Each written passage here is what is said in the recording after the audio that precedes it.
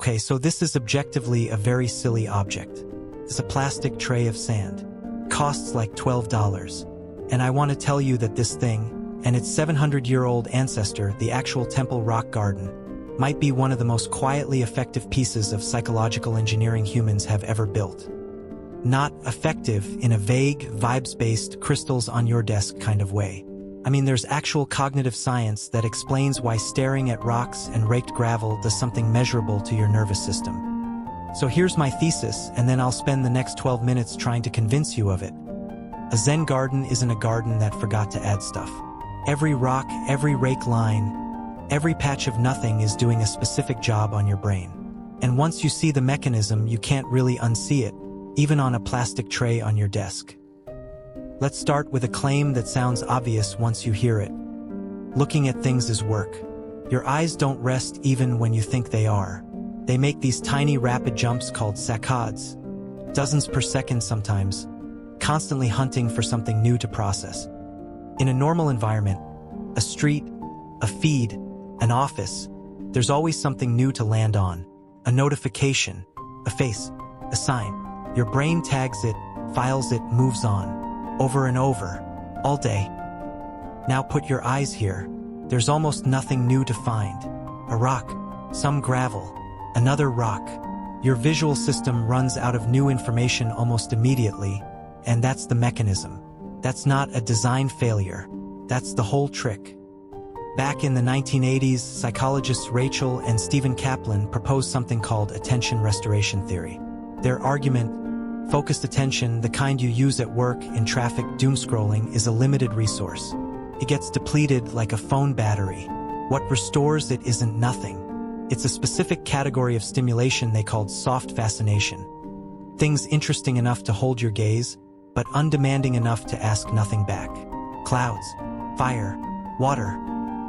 A Zen garden is soft fascination with the found in nature part stripped out. Somebody sat down 800 years ago and asked, what's the minimum visual information a mind needs in order to stop working so hard?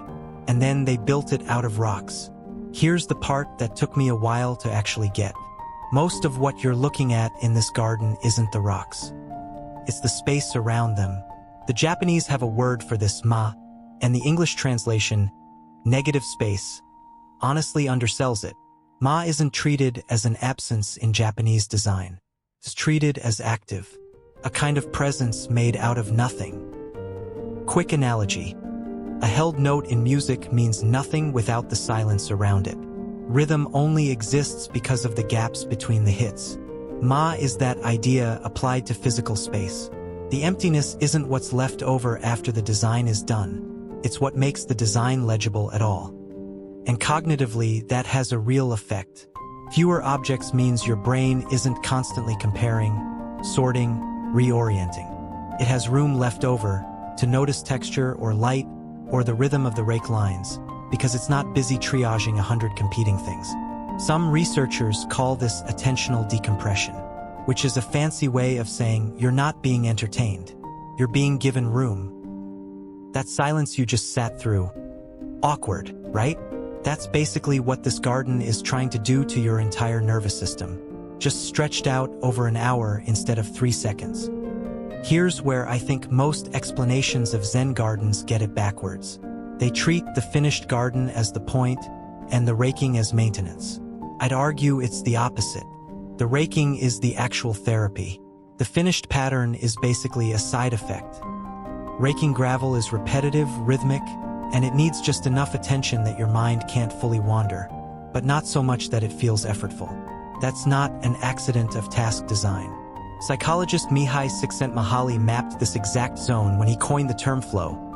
The sweet spot between too easy, I'm bored, and too hard, I'm anxious.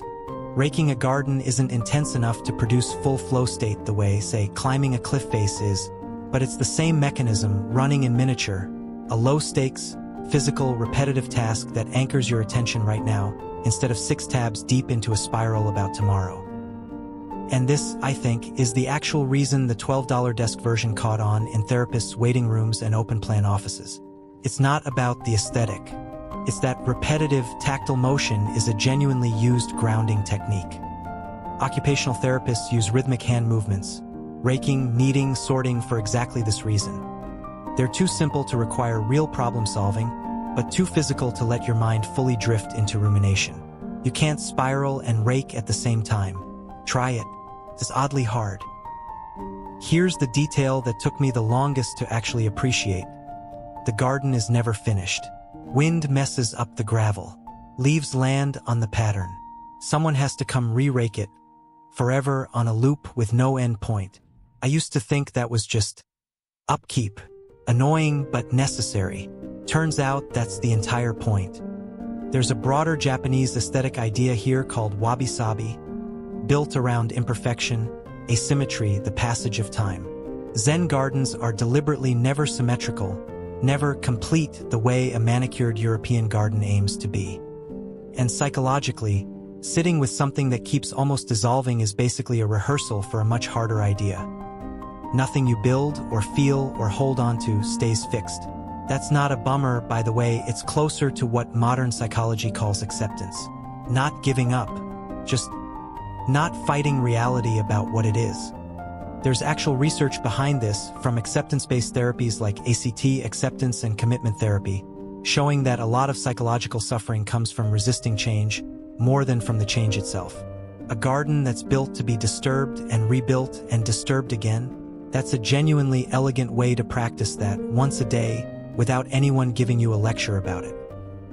Okay, last thing, and it's my favorite fact in this entire video.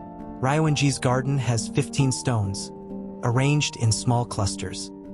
No matter where you sit, any angle, any spot on that veranda, you can only ever see 14 of the 15.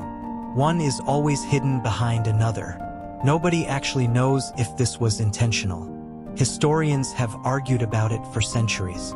But intentional or not, people have read it as a kind of visual koan. No single vantage point gives you the whole picture. You don't get to see it all at once. You just get partial views, and you have to be at peace with that. Which, honestly, is a strange thing to learn from a pile of rocks. But it's the same idea running through literally everything I just walked you through. Soft fascination that lets your attention rest. Empty space that gives your mind room. Repetitive motion that anchors you in the present. A design built around imperfection instead of hiding it. So, back to this silly plastic tray. My actual argument isn't by a Zen garden. It's smaller than that. It's your brain is exhausted by density. Too many objects, too many notifications, too much to sort. And it's genuinely restored by the opposite. Not stimulation. Room. Text on screen. Sit. Look. Let it stay unfinished.